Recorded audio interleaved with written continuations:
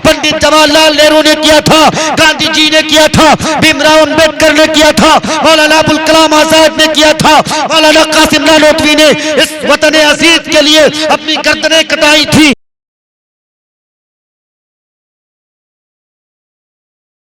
इस्लाम सलामती का नाम है, इस्लाम भाईचारगी का नाम है, इस्लाम नाम इस बात का है कि अगर तुम्हारा पड़ोसी यहूदी क्यों न हो, अगर तुम्हारा पड़ोसी मजूसी क्यों न हो, अगर तुम्हारा पड़ोसी हिंदू धर्म के मानने वाले क्यों न हो, अगर तुम्हारा पड़ोसी सिख भाई क्यों न हो, उस पड़ोसी के साथ उसने सलूक करना, ये तुम्हें इस्लाम मजहब सिखाता है। किसने सिखाया? हमारा इस्लाम ने सिखाया, हमारे प्रोफेट के यही तौर तरीके रहे हैं। इसलिए मैं आपसे कहना चाहता हूँ, याद रखिएगा, किसी को अगर कुर्सी मिल गई, वही मास्टर साहब बन गए और इत्तेफाक से मास्टर साहब को बीएलओ बना दिया गया, मास्टर साहब की जिम्मेदारी दी गई, आप पंचायत के लोगों के आधार कार्ड सुधरवाइए।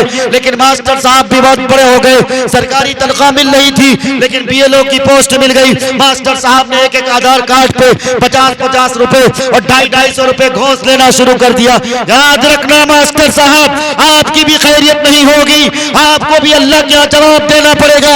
चाहे आप किसी धर्म से ताल्लुक रखते हो, आपको मरने के बाद पूछा जाएगा, आपको ये कुर्सी दी गई, ये कुर्सी इसलिए दी गई, बतौर अमानत के दी गई थी, आपको अमीन बनाया गया था, आपको समाज से चुन के मुखिया इसलिए नहीं बनाया गया था कि आप भेदभाव करो, आप पक्षपात करो, एक तरफ गरीब हो, एक तरफ मालदार हो, आप इंसाफ करने चले जाते हो, आप मालदार के हक में फैसले सुना देते हो, सरपंच साहब की खैरियत नहीं होगी, मोटी रकम मिल जाती है, आप उसके हक में फैसले सुना देते हो। अल्लाह का फरमान है, आज तुम दुनिया में अल्लाह से डरो न डरो।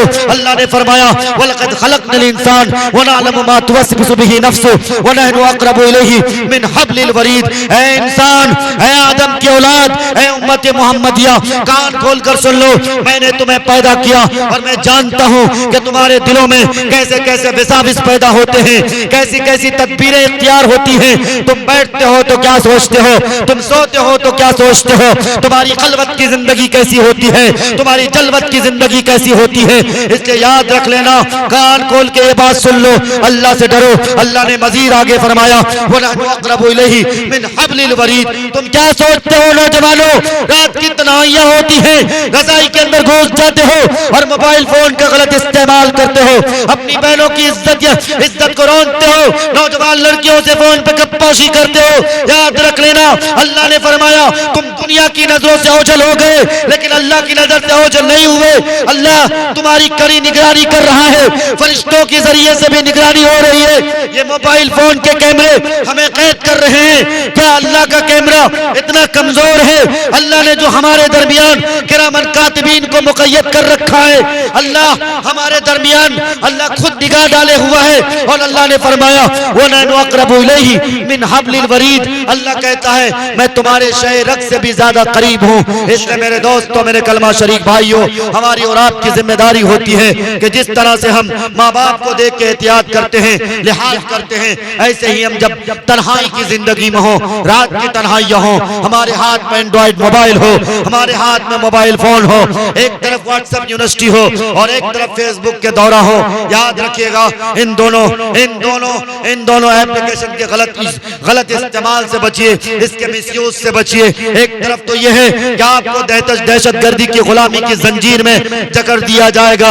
मुस्लिम कायदों से उनके हमारे हिंदू भाइयों ने भी हमारे मुस्लिम कायदों के कंधे पे कंधा मिलाकर, हाथ मिलाकर इस गंगा जमनी तहजीब की कसमें खाई और कहा, हम हिंदुस्तान की सालिमियत को बचाना चाहते हैं, हम तिरंगे को महफूज रखना चाहते हैं, हम यहाँ की गोल्डन जबली यानी एकता अखंडता को बाकी रखना चाहते हैं। हमने इस संविधान की कसम खाई। 1947 में संविधान बनाया गया, लेकिन बदकिस्मती से कुछ लोग इस कदर आवारा हो गए, उनको संविधान पसंद नहीं, उनको भीमराव अंबेडकर का संविधान पसंद नहीं। इस ताए माशरा के इस स्टेज से आपको मैं ये दावत देना चाहता हूँ, आप अपने हिंदू भाइयों से कहिए, आप मेरे दोस्त हैं, आप मेरे भाई हैं, आपने भी इस संविधान की रखवाली के लिए अपना हाथ बुलंद किया था, इस तिरंगे को बुलंद किया किया था, आपने किया था, आपके पुरखों ने किया था, जवाहरलाल नेहरू ने किया था, पंडित जवाहरलाल नेहरू ने किया था, गांधी जी ने किया था, भीमराव अंबेडकर ने किया था,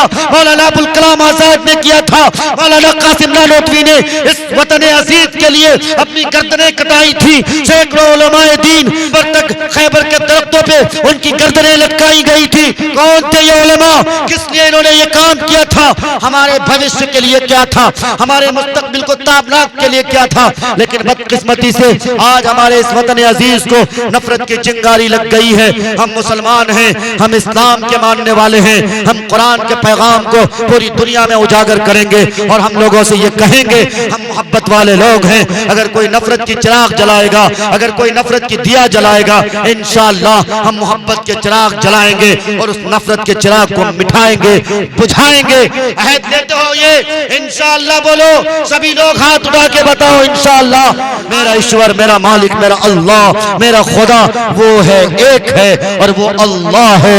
आपका भी गॉड अल्लाह है, मेरा भी गॉड अल्लाह है, आपका भी ईश्वर अल्लाह है, मेरा भी अल्लाह अल्लाह है। जब धरती का चलाने वाला एक, जब संसार का चलाने वाला एक, तो भेदभाव किस बात के? इसलिए मेरे दोस्तों, मेरे बिरादराने वतन भाइयों, भेदभाव किस बात के? आइए हम सब मिलकर नफरत की इस चिंगारी को मिटाएं, मोहब्बत की फिजा कायम करें आपस में। हिंदू मुस्लिम जिस तरह 1857 में उन लोगों ने, किन लोगों ने, इन्हीं अंग्रेज के दल्लों ने, इन्हीं अंग्रेज के तलवे चाटों ने ये कहा था, हिंदुस्तान को अगर मुक्ति दिलाना चाहते हो तो मुसलमानों को यहाँ से मिटाना पड़ेगा, इन्हें गुरेदना पड़ेगा। शायद उन्हें नहीं मालूम कि मुसलमान सिर्फ इस्लाम के लिए नहीं मरता, मुसलमान के आइडियोलॉजी में, मुसलमान के कानून में, मुसलमानों के ईमानों में इतना इस कदर मजबूत ईमान होता है कि मुसलमान जिस तरह अपने धर्म के लिए जान दे सकता है, इसी तरह अपने वतन अजीज के लिए जान दे सकता है।